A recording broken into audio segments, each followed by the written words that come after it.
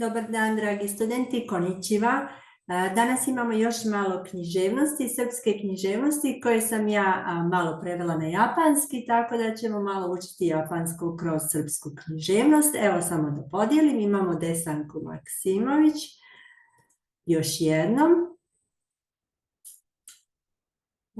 Mislim da ćete vidjeti ubrzo, da.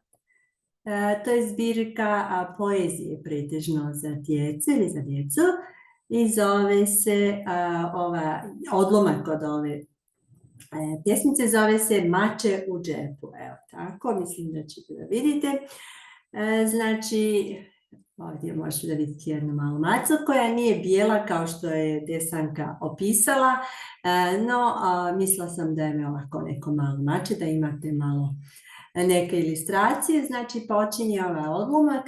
Donelo jednom s proljeća jedno nestašno dijete u školskoj torbi sa knjigama i belo maleno mače. Znači donijelo jednom s proljeća jedno nestašno dijete, izvinjavam se, đače, nije dijete nego đače. I ovdje smo stavila itazurako kao nestašno dijete, pošto je nekako nestašno đače itazurano gakuse, nekako ne zvuči baš najbolje na japanskom, tako da sam stavila nestašno dijete. I onda smo stavili knjige, znači sa knjigama hon, knjiga piše hon, imali smo njihon, isto može značiti ili kao izvor nečega, a može značiti i knjiga, znači hon. I onda imamo nešto malo, čisana, to je na pridjev, čisana, i široj je belo. Okay, široj. I neko je riječ za macu, mačka ili macu, mačora. Ako neko je nešto kao da je malo mače, tako? Ko ovaj kanji, karakter ko, znači je dio i stvari riječi za kodomo, što je baš riječ za dijete ili za djecu. Imate ga i ovdje. I randoseru je znači kad imamo ranac. Randoseru. Mislim da dolazi nešto kombinacije sa engleskom jezika. Staviti nešto je ideru. I imali smo proljeće, znači sada imamo već jeseno, tako. Aki, proljeće je haru. Haru ni motekuru. Motekuru je donijeti. Znači imali smo, evo sad pogledamo malo riječi za vas. Znači imamo karakter neko, znači maca ili mačka. Koneko je malo mače, ko neko. Shiroi je belo ili bijelo. Motekuru je donijeti, tako nešto. Evo nosi nešto bijelo. I onda imamo oko malog mačeta okupilo se dosta djece, naravno u školi se radi, tako da su svi sigurno radosni, izbuđeni oko malog mačeta. Onda slegla se oko mačeta polovina đaka u zgradi, većalo se šta bi s njime sve moglo da se uradi. Ovdje naravno imamo rimu koju nažalost nisam mogla da ostvarim, kao što i prošli put jako je teško da se to ostvari, no prevela sam sa malo glagola, imenica da pogledate malo japanskog. Znači ovdje zgradu sam imala, zgrada se može reći tatemono, ima par riječi, može se reći kao i building, kao biru, što je nekako kao što se kaže na engleskom transliteration, nešto slično engleskom. No, u slučaju škole ima još jedna više onako tradicionalna japanska riječ koja se kaže koša.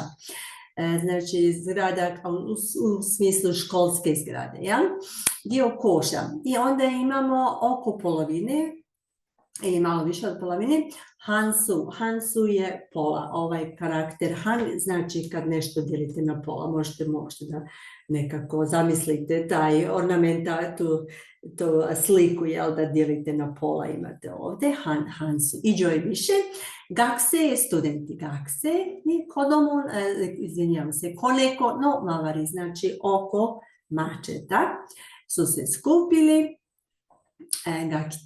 Nani ga dekiru kao kangaete imashita. Nani ga dekiru, šta se može učiniti, znači uraditi, nije važno. Kangaete imashita, znači razmišljali su. Znači imamo riječ, ovdje više su imenice u pitanju, gakusei, znači ovaj gaku. Inače ovaj karakter gaku može biti, se čitati i manabu, što znači kad nešto učimo. Isto može biti gakko kao dio karaktera ili dio kombinacije kanji karaktera kad se govori o školi, ili ako imamo daigaku može značiti univerzitet i tako dalje. Znači gakusei imamo studenta, hansu, znači imamo pola, i mavari je kad smo oko nekoga. Ja? Dobro, imali smo kangaeru, misliti i tako nešto, no nisam sve uključila da vas ne opteretim. I onda je bio neki prijedlog od jedne učenice Cvijete. Da mu se priveže zvonce, predložila prvo Cveta i pusti da se hodnikom za vrijeme časova šeta. Ne znam da li je to jako dobra ideja, mislim ako bi se moji studenti malo šetali, mače se šetalo, možda ne bi svi mogli da se baš skoncentrišu na časove, no nije važno, u pitanju je poezija. Znači imamo da mu se priveže zvonce. Onda smo stavili opet taj subjekat mu, znači mačetu, jel? Kone, koni, zvonce je beru, kao bell, kao ne znam u hotelu ako ste možda tradicionalni gledali neke engleske serije davnih godina. Beru, musubickeru, privezati, musubickeru, čas je džugio, za vrijeme časa je kao u polovini časa, džugioću za vrijeme časa, hodnik je roka, džiu je znači freely, kao slobodno, i arukaser znači da se šeta slobodno. I onda imamo cveta i dodala sam ovaj, kako da kažem, opisni pridjev, nešto tako imenici ide, znači čan, možemo reći kun za dječake, za djevojčice možemo reći čan, a možemo i za malo djecu reći čan, bez obzira da li su dječaci ili djevojčice, znači cveta čan. I predložiti nešto je tean soru, tean shimašta, znači da pročitamo još jednom. Kone ni beru musubickeru ili beru tsukeru, tsukete jugyochu ni roukao jiu ni arukaseru koto Cveta chan ga tean shitemašita ili tean shite kuremašita. Dobro, da ne komplikujemo. Znači imamo beru, što je malo zvonce, musubu je kad se povežemo nešto, musubu. Na primjer, za ljubav ili nešto se kaže en musubi, ima i neki talizmani i tako nešto. Musubi ckeru je baš kad nešto privežemo, ckeru je kad nešto kao attachment, kao nešto dodamo. Znači imamo kombinaciju dva glagola. Jiuni je znači freely, slobodno kad nešto radimo. Aruku, znači hodati, i tean imamo prijedlog. Eto tako je prijedlog. Znači ovo je bilo nešto o malom mačetu, mače u džepu. Ako ste zainteresani, možete da pogledate Desanko Maksimović pod ovim naslovom za cijelu pjesmicu. Nisam mogla sve da vas ne gnjavim previše, no mislim da je to, ako zapamtite neko da je riječ za mace ili ko neko za mače, možda širo i belo ili tako nešto, aruku, hodati, možda je zanimljivo i zabavno za vas. Znači, na ovom kanalu većinom sam rekla da ću vam raditi anime i tako neke možda odlomke iz nekih filmova, više japanski, no mislila sam da uključim i malo poezije iz Srbije, malo književnosti, zašto da ne, pošto je interkulturalno ili cross-cultural, kako se već kaže, znači dvije kulture se poklapaju. Tako da mislim da je zanimljivo uključiti malo književnosti. Nadam se da ćete da nešto naučite. I to je to. Hvala lijepo. Arigatou gozaimasu. Deva.